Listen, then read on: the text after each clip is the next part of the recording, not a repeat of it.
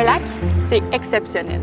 C'est souvent un lieu chargé d'émotions pour nombreux d'entre nous. Un lieu où on se sent bien, calme, serein, posé. C'est un écosystème à part entière et on se doit de l'écouter, de le comprendre. Et c'est ce à quoi l'APLA travaille depuis si nombreuses années. Je vais vous montrer quelques phénomènes vus récurremment ici, au lac de l'Achigan. Suivez-moi. Il arrive qu'on voit ce genre d'amas sur les berges. Qu'est-ce que c'est?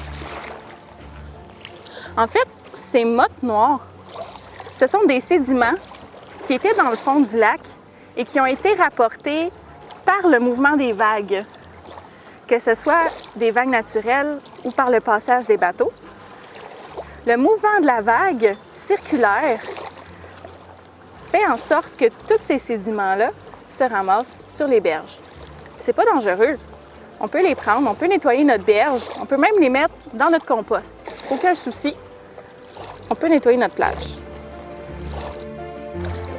Et c'est pas tout, j'ai deux autres choses à vous montrer. Regardez bien. Des taches colorées sur la plage. Mais qu'est-ce que c'est? Est-ce que c'est de l'huile? Ça peut être plein d'autres choses. En fait, ça peut être également de la matière organique qui se décompose. Le bitume, lors de la décomposition, crée ce genre de matière. Aussi, ça peut également être la sève d'un sapin. Lorsqu'il tombe dans l'eau, ça crée ce genre de coloration également. Si on retrouve ceci, qu'est-ce qu'on doit faire? En premier, on va analyser l'étendue. Est-ce que c'est petit ou c'est grand? On va analyser les faits. Est-ce qu'on connaît l'historique de la journée? Est-ce qu'il y a un bateau qui a chaviré aujourd'hui? Si oui, vous avez probablement un problème. Ensuite, on peut sentir l'odeur. Si c'est de l'hydrocarbure, ça va sentir l'huile. Si c'est naturel, ça va sentir la boue, les sédiments, le sapin, pourquoi pas. Donc, la différence va vraiment être à l'odeur, même si visuellement c'est semblable. Si vous en voyez, vous devez aviser prioritairement la municipalité de Saint-Hippolyte. Prenez un échantillon pour le faire analyser rapidement. Épongez ce que l'on voit avec une feuille absorbante pour hydrocarbures. Renseignez-vous à la descente municipale à ce sujet.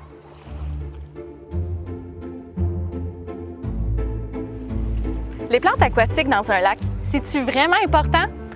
Oui, et il faut être attentif aux plantes qui se retrouvent dans notre lac. Il faut vraiment faire attention à l'apport de phosphore qui pourrait se retrouver dans celui-ci. Comment est-ce qu'on pourrait bien y arriver? Il faut vraiment avoir des installations sanitaires conformes.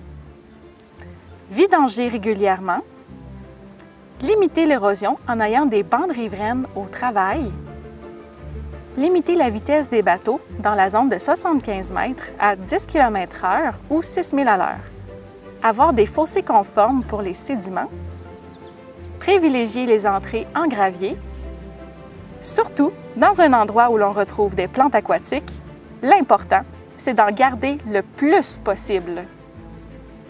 Pourquoi est-ce que c'est important? Parce que cela va faire de l'ombre. Et cette ombre garde l'eau à une basse température, ce qui permet d'obtenir beaucoup d'oxygène dans l'eau. En plus, cette plante va stabiliser le sol et créer à son tour de l'oxygène, élément essentiel pour une meilleure transparence de l'eau. Ainsi, lors de grosses vagues ou le passage des bateaux, on va avoir moins de brassage de sédiments, contribuant aussi à obtenir une meilleure transparence de l'eau. Si votre bord de l'eau est plein de plantes aquatiques et vous désirez vous baigner, qu'est-ce que vous pouvez faire pour pouvoir jouir de votre bord de l'eau? Il y a une bonne façon de le faire et je vais vous le démontrer.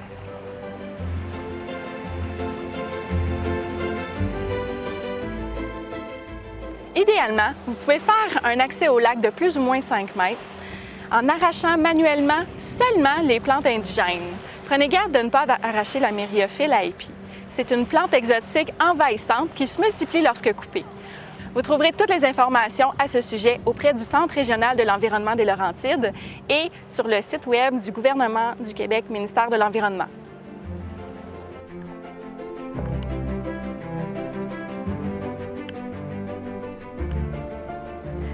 Ce qu'on fait, c'est qu'on va seulement arracher les plantes sur le bord de l'eau. On fait bien attention de laisser les racines, de ne pas brasser le fond. On détache seulement la partie visible, on garde les racines. On ne touche pas au fond. Ne brasse pas les sédiments. Certaines compagnies vendent des faucilles. C'est totalement inadéquat. C'est à proscrire parce que quand on brasse le fond, on remet en suspension dans l'eau tout le phosphore et les plantes vont servir de ce phosphore-là pour repousser de plus belle. Donc, c'est contre-productif, soit tout le contraire de ce que vous voulez faire. Vous avez vu? C'est pas vraiment compliqué. C'est très simple même. Ce sont des petites actions qui gardent notre lac jeune et en santé. On compte sur vous.